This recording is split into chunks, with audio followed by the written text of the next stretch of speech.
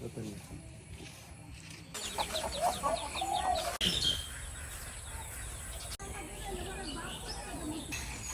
আলাইকুম, আশা করি সবাই ভালো আছেন। তো এই যে দেখতেছেন আমার হাতে একটা বাঁশ, তো এই বাঁশ নিয়ে আমি এসে পড়ছি কলা গাছের নিচে। তো কলা গাছের মধ্যে দেখতেছি কয়দিন যাবতই একটা কলার মোচা হয়ে রয়েছে। তো এটা পায়রা খায়াম করে চিন্তা করতে করতে আর পারা হইতেছে না। তো আজকে ভাবলাম যে এটা পায়রা রান্না করি। তো আজকে কলার মোচাটা দিয়া শুটকি দিয়া রান্না করাম। এখন আগে কলার মোচাটা পায়রা লই।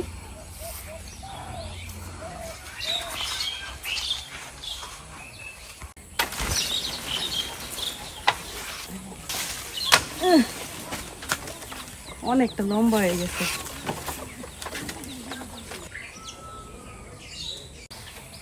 ভাবছিলাম যে বাঁশ দিয়ে বাড়ি দিলে মনে হয় পড়ে যাবে, এত শক্ত।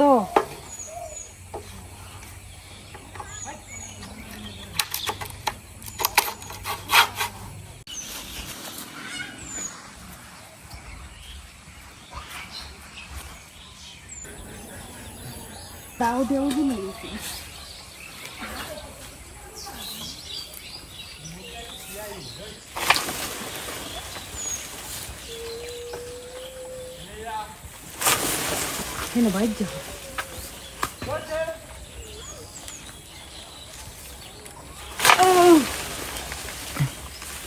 গাছের মধ্যে কাটতেছি বিনাশ।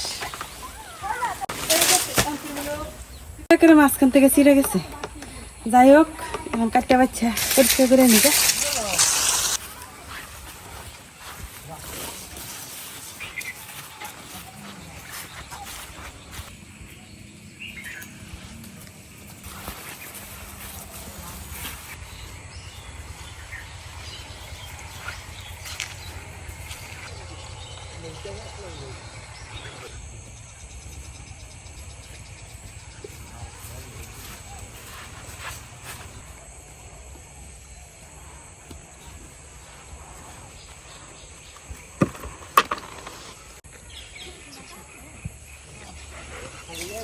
তো এই যে কলার মোচাটা এখন আমি বাচ্চা নিয়াম।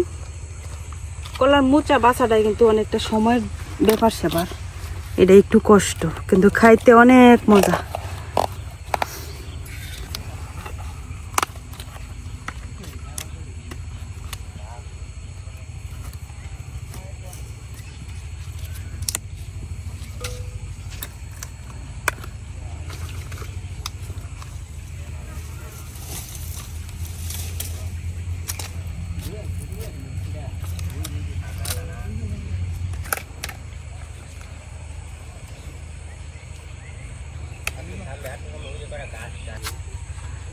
মুচার ভিতরের যে নরম অংশটা এটা কিন্তু ফালানো লাগে না, এটা পুরাটাই খাওয়া যায়।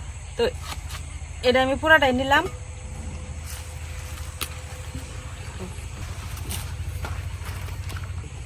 এখন আমি মুচাটা বাইছে নিলাম। মুচার ভিতরের যে শক্ত অংশগুলা, এই যে এরকম যে শক্ত খুলসটা, এটা ফালাই দেওয়া লাগবো। আর ভিতরের যে শক্ত কেশরটা, এটাও ফালাই দেওয়া লাগবো। এটুক ফালাইলেই কাজ শেষ। তো অনেকে কি করে এই চামড়াটা ফালাই দেয়, তো এটা ফালাই দিলে তো খাওয়ার মজাই শেষ। আমরা এটা ফালাই না, শুধু এই ভিতরের শক্ত লম্বা অংশটা আর এই যে এই চামড়াটা এটা ফালাই দিই।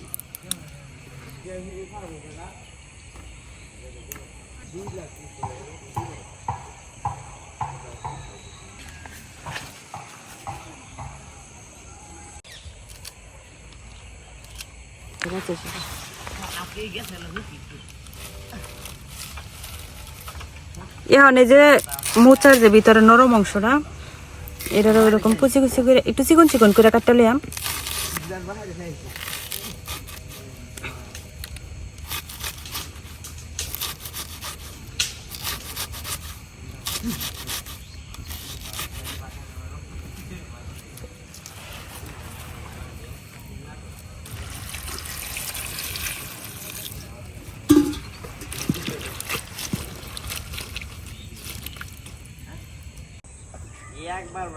একবার দেখা ভালো লাগে না, বুঝছো?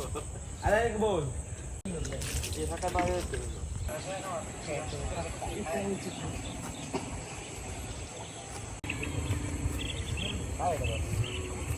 তো আজকে এই শুটকি গুলা দিয়ে রান্না করাম।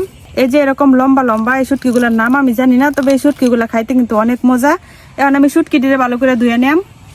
আমি সব কিছু একদম কাটতে ধুয়ে রেডি করে নিছি। এখন চুলাটা ধরাই নিলাম।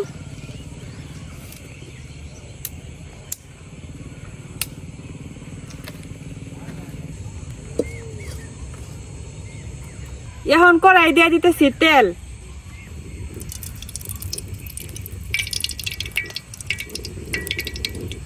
তেল গরম হয়ে গেছে, এখন দিয়ে দিলাম পেঁয়াজ রসুন বাটা। শুটকির তরকারির মধ্যে পেঁয়াজ রসুন একটু বাইটটা দিলে সুন্দর গ্রান করে খাইতেও ভালো লাগে।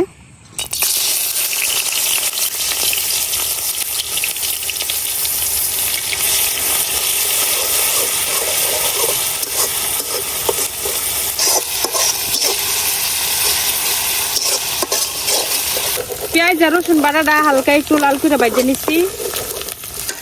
এখন দিয়ে দিলাম শুটকিগুলা। তো শুটকিগুলো আমি কিন্তু আগে ভালো করে ধুয়ে রাখছিলাম।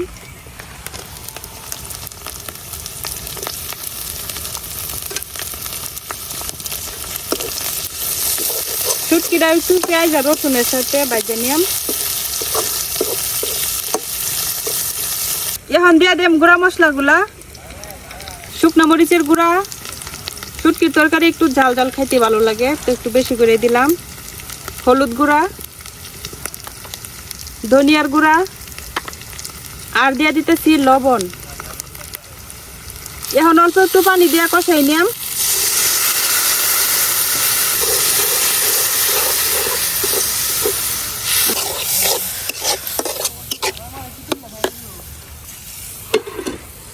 এখন ডাইটকে শুটকিটা একটু কষাই নিলাম।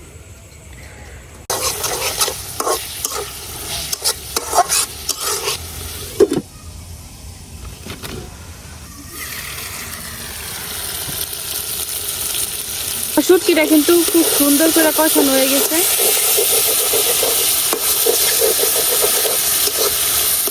এখন কাটতে রাখা কলার মুচাগুলা দিয়ে দেন।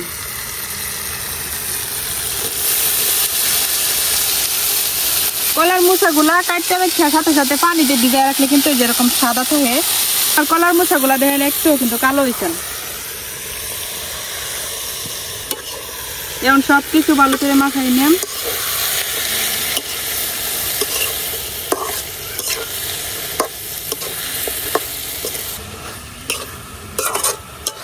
শুটকির সাথে কলার মোচাগুলো আমি খুব ভালো করে মাখায় নিছি। এখন দিয়ে দেন পানি।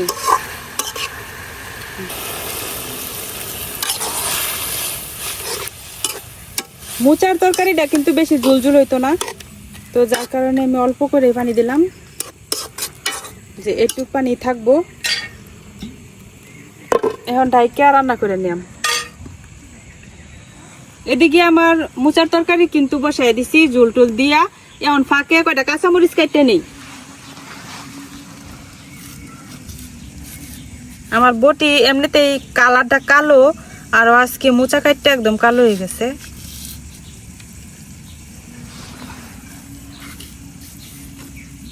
এখন কাঁচামরিচ গুলাও দিয়া দেন।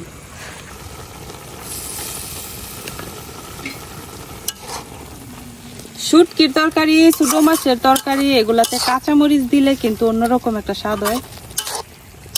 তো শীত ছাড়া সচরাচর কিন্তু আমরা এদিকে কাঁচামরিচটা পাওয়া যায় না। এখন হালকা হালকা উঠতেছে, কারণ শীতের সিজন প্রায় কাছাকাছি, অনেকে আগাম লাগাইছে।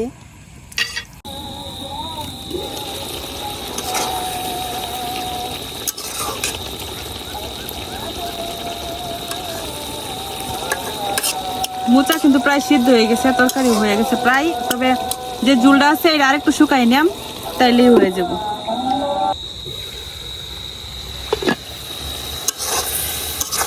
এই যে আমার মোচার তরকারি কিন্তু রেডি।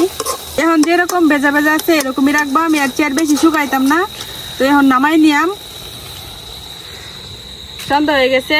এখন প্রত্যেক দিনই সন্ধ্যা হয়ে যায় রান্না করতে করতে, কারণ একদম বিকালের দিকে রান্না বসাই, নইলে একদম পুরা রোদটা আমার বাড়িতে পড়ে, আর ওই সময় গরমের কারণে বসে রান্না করার কোনো উপায় থাকে না।